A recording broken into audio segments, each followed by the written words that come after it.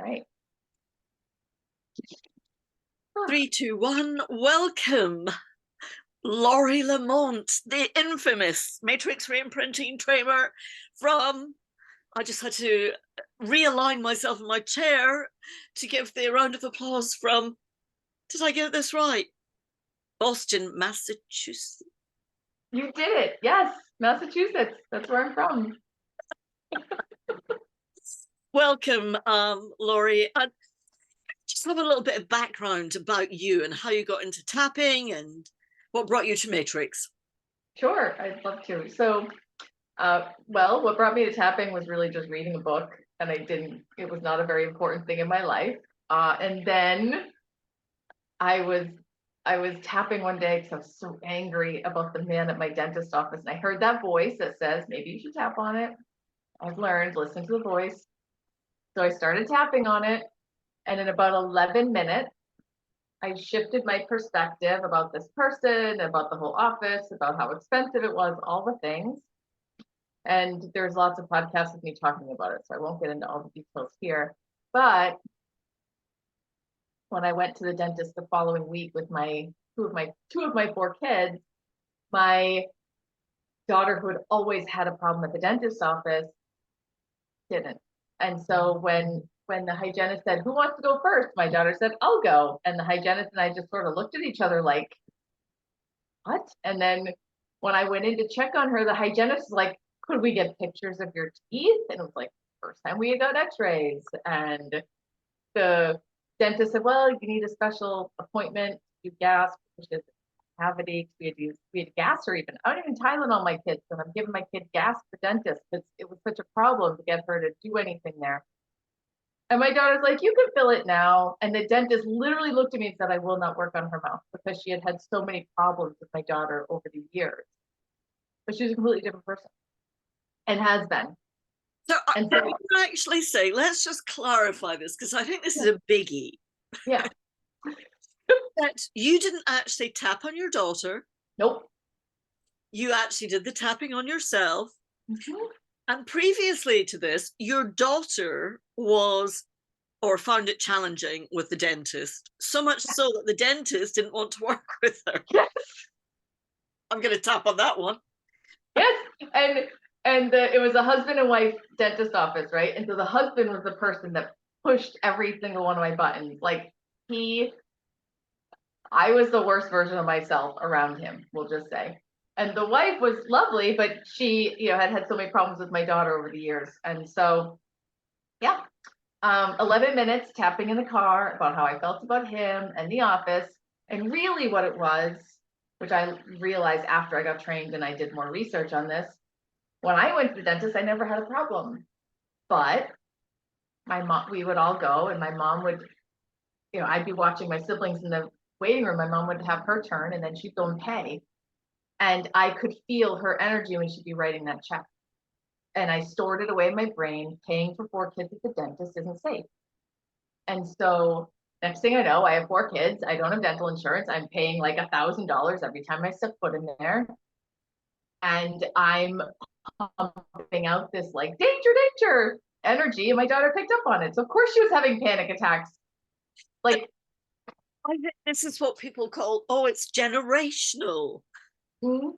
yeah, I mean, you can It's call it whatever you want. epigenetics. But 11 minutes of tapping was able to completely, I mean, we've had palate expanders, braces. We have literally never had another problem again at the dentist. Wow. So,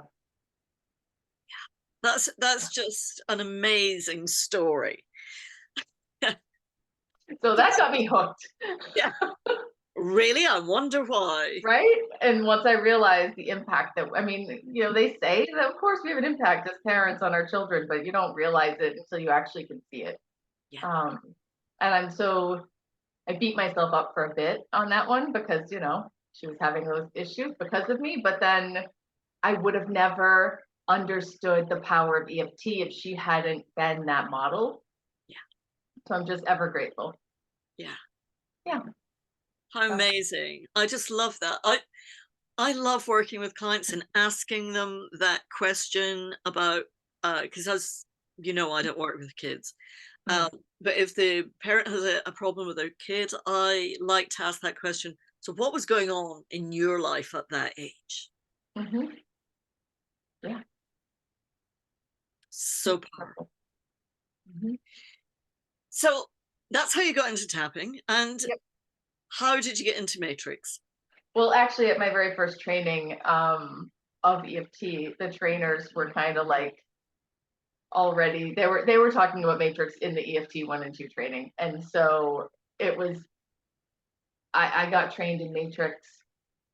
It was EFT in like May, and I got trained in Matrix that October, and then I got certified in both pretty quickly. And so right out of the gate, I was utilizing both with my practice. So yeah, so I've been using Matrix and EFT for almost a decade now. Yeah. And this, for full transparency, Laurie has actually worked with me on as the practitioner, and I just felt so safe and held by you, Thank you. as well as your guidance. And so, what do you think makes Matrix so magical? I mean, it kind of is magic, right? Well, we're working with the energy field of the person. We're working with these echoes. We're working with um, there's unlimited potential available to us, and really we're limited by our lack of intuition or lack of creativity. Other than that, like there really isn't. So I think that's why it's magical, is because I think from our logical mind, it must be magic. It can't possibly be real, right? This energy system that we're working with, like we can't put our finger on it, so it must not be real. But so I think we use those words. Yeah. And in actuality, it's actually very much available to us. We're just allowing ourselves to dial into what's already very much available. If that makes But I'm really glad that you said that it's really logical, because, and I brought this up with a few of the other trainers about there seems to be a bit of a myth about Matrix denying the trauma, and we never do sense. that.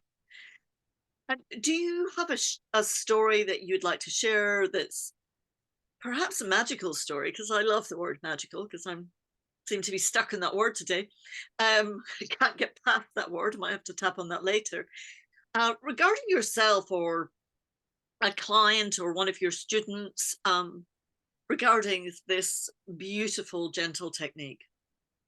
Yeah, I mean, I my most recent one that's really fresh in my mind was, which I was actually thinking about that, Penny, and it's interesting because when you're in the trainings and you're doing these demos, like I remember generally what we did, but I started thinking back, like what were some, I was like, I really don't remember enough details to sort from in person because you're just so present. But anyways, a recent one is I've been working with an author, and she was waiting for um, the editor to get back with the edit, and was having a lot of issues on what do I do, how do I write, and and so as we connected with the energy of this, like, do I reach out, what do I do, shocking, we end up with a memory that was at age 8 when she had asked an adult in her life a question. The answer she received was actually a lie. And she knew deep down it was a lie, but she didn't feel comfortable confronting the adult or doing it right. And so when so as we're in the matrix, and she did find out, 10 years later, it was not true, but she had based a lot of her, she was, I think, 7 or 8 in that childhood memory. She based like a lot of formative years on that. Was it true? Was it not? And so there were so many pieces to that about not trusting herself, not trusting her own inner guidance, not being comfortable to ask questions, not being able to ask clarifying questions, not feeling like you won't get the right answer, right? So there was so much in that one split second of her life, and she was able to tap with that little kiddo and shift the perspective and explain to her that you can trust your intuition. You did know the answer, you were right, and you can ask clarifying questions and it's safe, right? So did all that.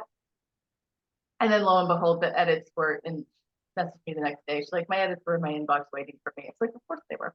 So it was, of course they were. Why wouldn't they be? But on the call, it got to a place of like, oh, I can send an email. I'm not being rude or pushy, or like, I can ask a clarifying question. It is okay.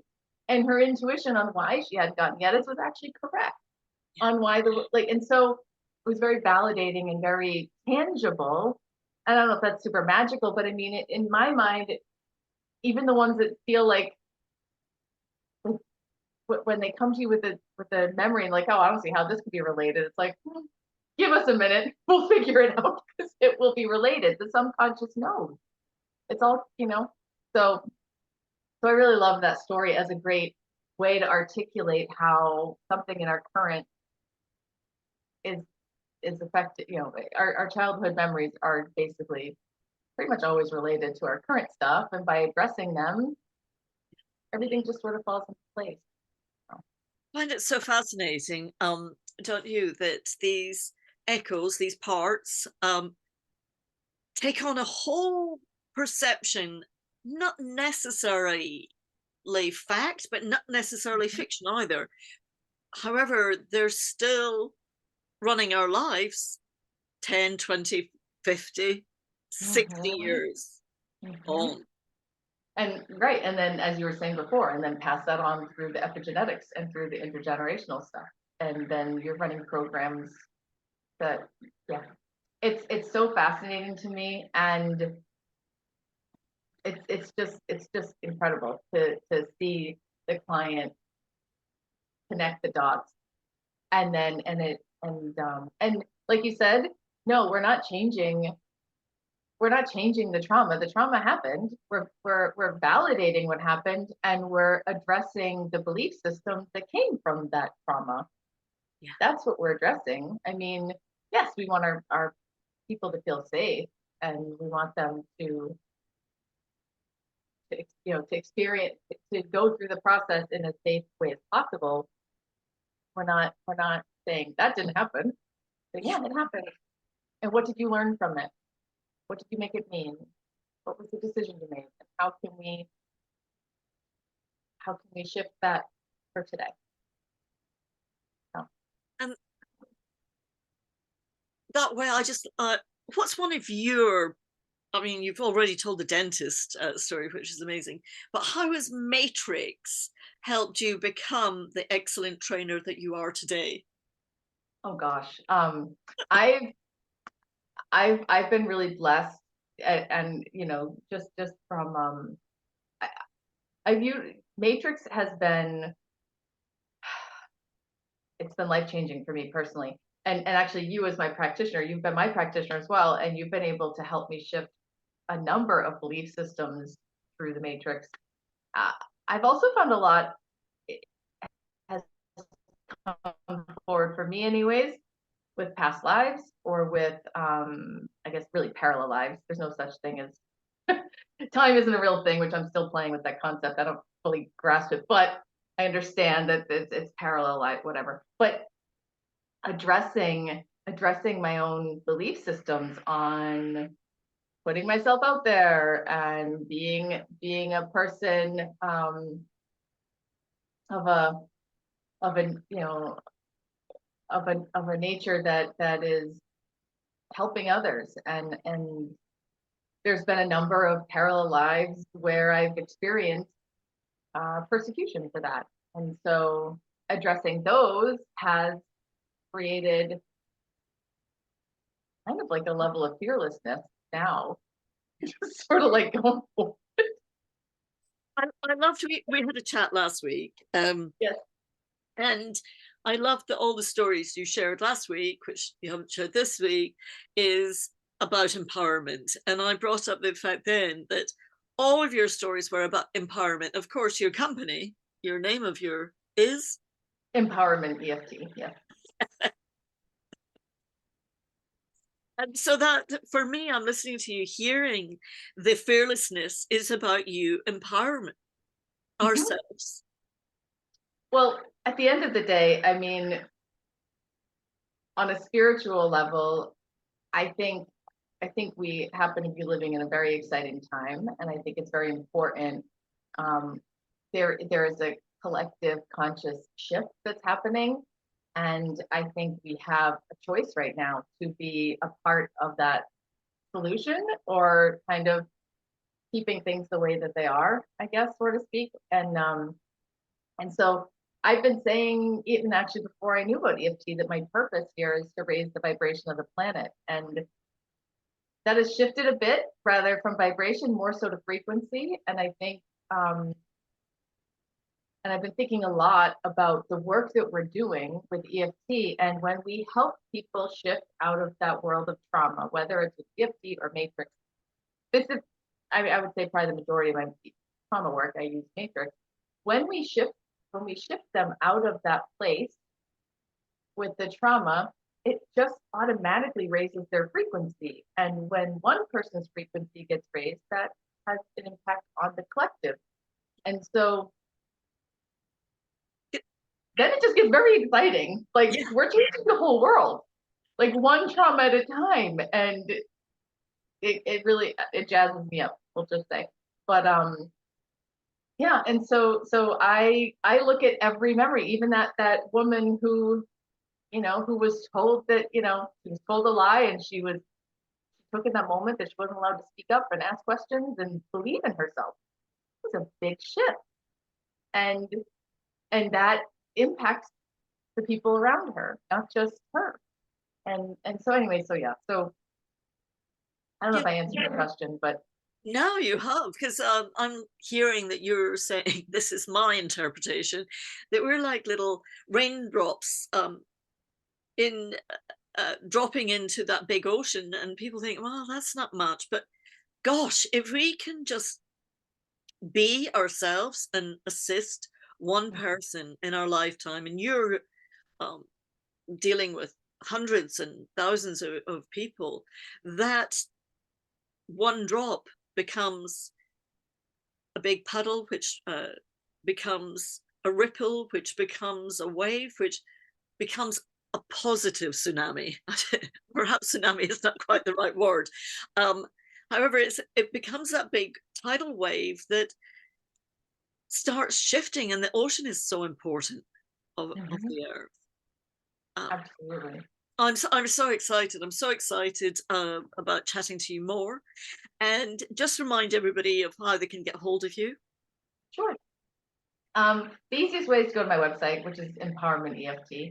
Um, I I am on other social media platforms. I'm not the best at those, to be perfectly honest. Yeah. But yeah, so just go onto my website, Empowerment EFT. There's a contact spot there. You can join the list. And anyone who's an EFT practitioner, I actually send out a bi-monthly email list promoting other EFT practitioners. And so a lot of them like to get on that list Yeah. to It's that promote collective, themselves. what you're doing again Mhm. to support each other. I just love that. Yeah, there's no competition. We're all in this for the same thing. We're all here to change the world, one way or another. And so I shouldn't say, I think people who are in this world of EFT and Matrix, if you're drawn to it, it's probably because you're here to change the world, Yeah. and in your own way. And that And energy. so yeah, Wonderful, Laurie. Thank you so much, darling. thank you for having me.